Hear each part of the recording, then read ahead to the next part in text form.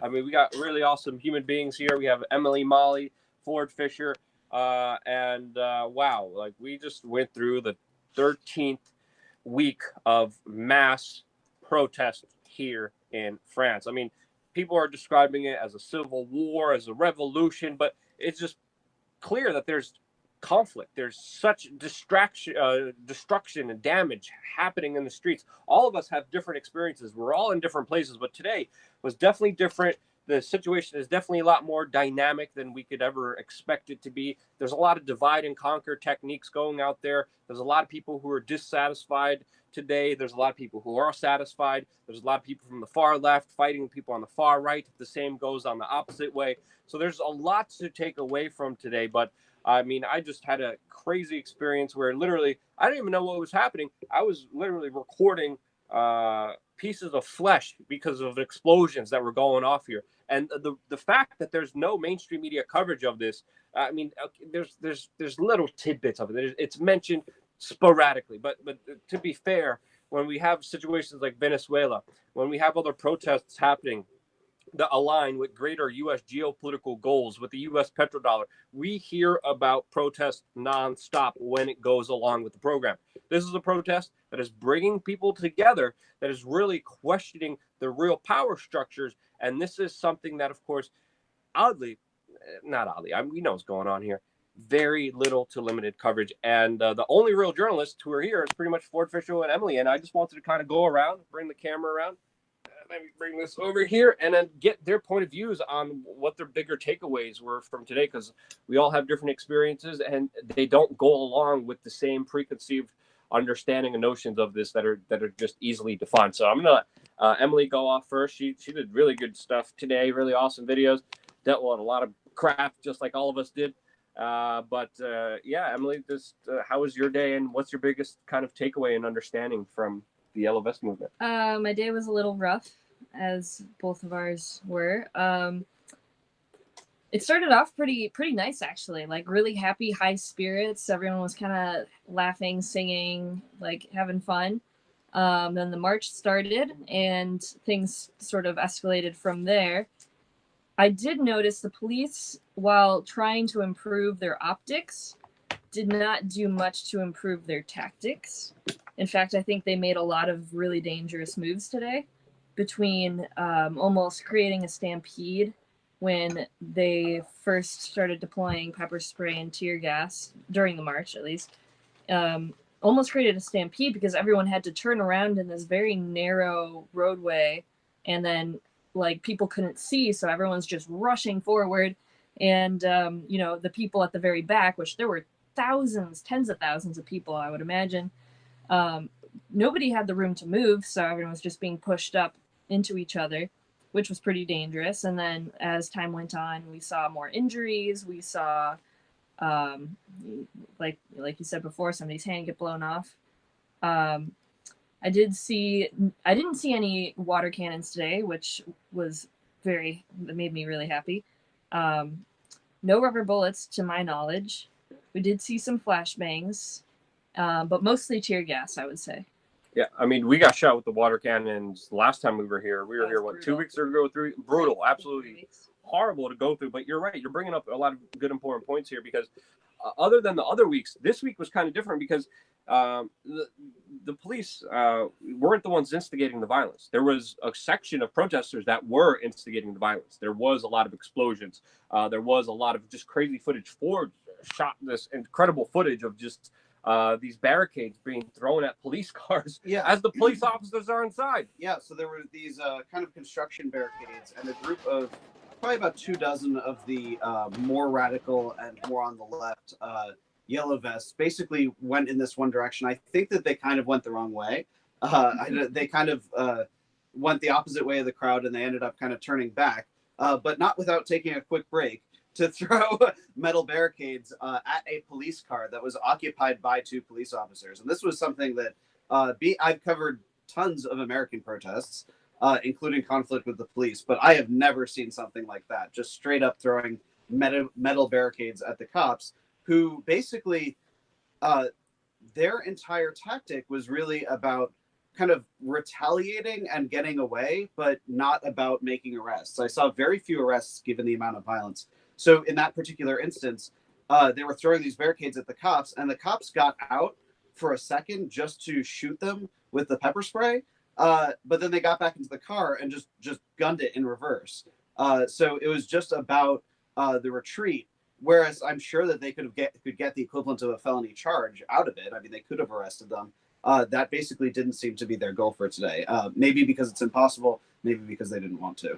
Now, you guys chime in anytime you want, but I think the policing was absolutely pointless. Like, I was like, what the hell are you guys doing there? Yeah, there was so much damage. There was so much destruction of property today. There were just crazy people running around with hammers, smashing everything. And then police officers just like randomly deciding, yeah, we're just going to charge and beat people up randomly and start plugging people away. And we're still not even sure if it was actually a police explosive or a protester explosive that ripped that journalist's hand off. That literally flesh was flying everywhere. Happened near us. We didn't even know because it was so chaotic. It was so crazy. Poor Ford over here broke his gas mask, had to keep running. I'm like, get a towel, put water on it. Even the gas mask we had and the specific things we had, even some of that was seeping. And this was pretty strong stuff that we were dealing with here today. But there was a lot of infighting. I think that's also important to bring up, the bigger kind of conflicts that were happening. There's incredible video coming out of Lee Owen of the far left and the far right, all wearing yellow vests, just clashing with each other, beating the crap out of each other.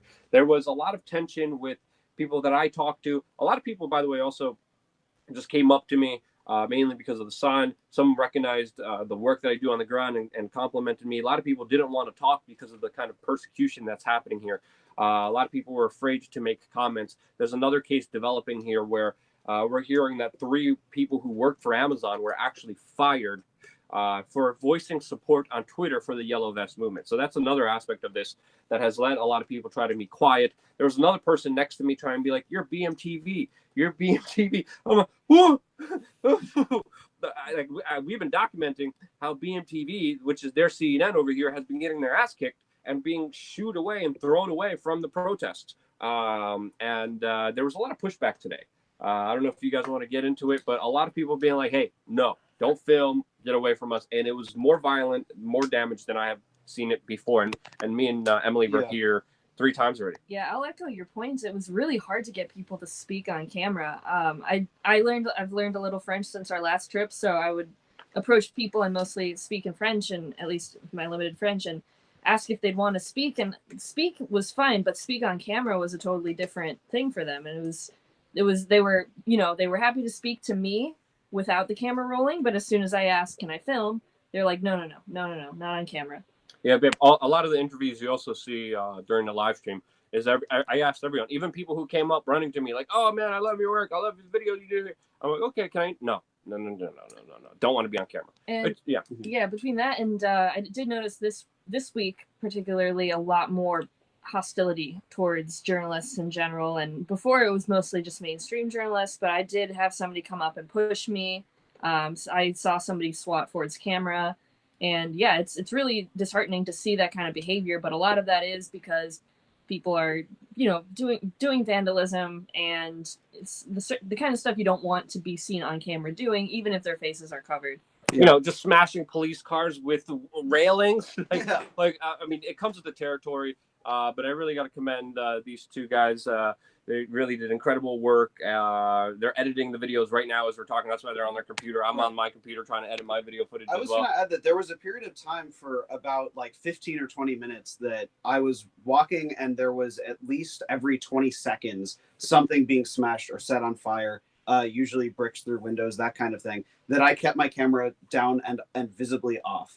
And they are shots that I'll remember in my head forever, but people won't see. And I don't think most people were filming because I had basically been threatened by the anti-fascist wing. There was one person who came up to me, who had come up to me earlier. He had said, stop filming, and I stopped filming the particular thing. Then later I was filming something else. He came up to me, and I don't speak French, but he said something to me in French. He held up 2 fingers, and then he kind of, as he was talking, he nodded his head no with making 3 fingers. And clearly what he was saying is after 3 strikes, something's going to happen. So I spent a good 15 minutes making it known that I wasn't filming as the violence was going. And I had to make it very clear that I wasn't BMTV, because there's people out there looking at the live stream that this mainstream media and going off to every journalist and looking at their cameras being like, if you're BMTV, we're going to kick your butt, which again has been happening time and time again. But also the anger is directed at the media for a very specific reason. The media slanders them, lies about them. We had news organizations just a couple of days ago say that this yellow vest movement in Paris is racist, that that they're far right. Literally, there's Che Guevara flags. There's people chanting "Ati, Ati, Ati, capitalista." While also, yes, there's also right-wing elements. There's also elements from all over the place. But this movement has been slandered, has been attacked, not only by the mainstream media, but also social media. Our numbers have been impacted for just talking about the Yellow Vest movement. And if it's not for you guys sharing some of the videos, no one's going to really see it because, again, all of them are being demonetized. All of them are pretty much being yellow. And it's really up to you to get the larger message across. But another thing that I wanted to talk about is the bigger kind of divide and conquer thing that people have been telling me about. Because there was also a lot of people, which you probably heard if you watched our 4-hour live stream, they're on the ground, people telling me, I'm mad, I'm angry, this doesn't represent me, this is stupid. Like, you can fight police, that's okay, like, we understand that, but you're lighting trash cans on fire, you're breaking businesses, you're destroying cars of private individuals. You're not making people like us, you're not making people join us. And a lot of people tried to voice their kind of discernment from that. Again, there's also a big spectrum of this movement where you clearly see yellow vest protesters being like, stop the violence, stop throwing stuff at the police, stop initiating, stop trying to create a more violent situation than we already have to deal with because of Macron's very heavy-handed tactics, which again also extended to new laws that they passed in France, which puts stiffer penalties against protesting without a permit, and also set up a new precedent where you can't cover your face and protest as well. All of those I haven't seen enforced at all today. Very few arrests. You said there was a number officially going around? For the arrests or detained? I saw it, last I read it was 17 detained and 10 taken into custody. But yeah, I kind of figured that those new statutes that they're putting into place are more of a reason to keep them in custody. You know, it's more of an excuse to why we arrested you rather than grounds for arrest. Like, it's not, I feel like it's something that's more added after the fact. And if I could add, also as a way of trying to intimidate people so they don't come out. And it had the opposite effect. Like, at first, we were there as like 100 people, and then 200 people, then a couple thousand, and then a couple 10,000. It's hard to get an exact number, but clearly down the street, it was just rows and rows of people. This movement is not going away anytime soon, and it's only going to get more crazier, more interesting, and more nuanced, as we saw today, than ever before. Any last comments you guys have about today? And Ford's going to be here for a little bit longer as well. But I was going to say that I liked what you said about how as much as it's easy to see the violence and then see it as kind of one big sea of yellow, there really were a lot of different contingencies with a lot of different tactics. So, like, one moment that was almost kind of cute, dare I say, was that when they passed by a toy store and about 100 yards behind us, there was the block that was just kind of destroying everything. There was a group that passed a toy store, and these are yellow vests. I mean, these are participants. Theoretically, they're shoulder to shoulder with the people breaking things. There was this kind of like kids ride outside the toy store. They actually picked the whole thing up. They like knocked on the toy store door and they brought it inside for them so that this children's ride wouldn't be destroyed by the anti-fascist bloc. So there was a diversity of tactics. There was a diversity of ideology. They were united in some common enemies, but there were a lot of different types of people there. Yeah. Anything else you want to say? I'm glad I filmed that part because I think that is a really important aspect to show. Just to emphasize that point, this is a very politically diverse group, the Yellow Vests, and I think there's a lot to be learned from this kind of cooperation, even if there is a little bit of infighting here and there and disagreement on the tactics employed to bring about this change. But I do think it's really important to recognize that these are people from all over the political spectrum willing to come together for the things that they agree on. Yep. And I think the one bigger truth here is that this movement is huge, can't be classified in one box, and they all kind of agree.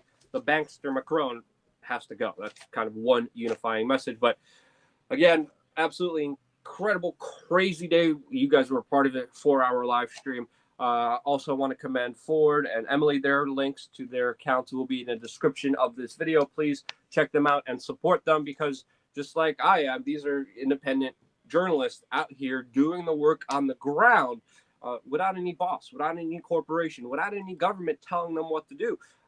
There's no other way for the truth to get out there unless it's with your support. And you could do that financially, with supporting any three of us. You could do that also, most importantly, with voting with your attention, sharing videos, and getting the word out there.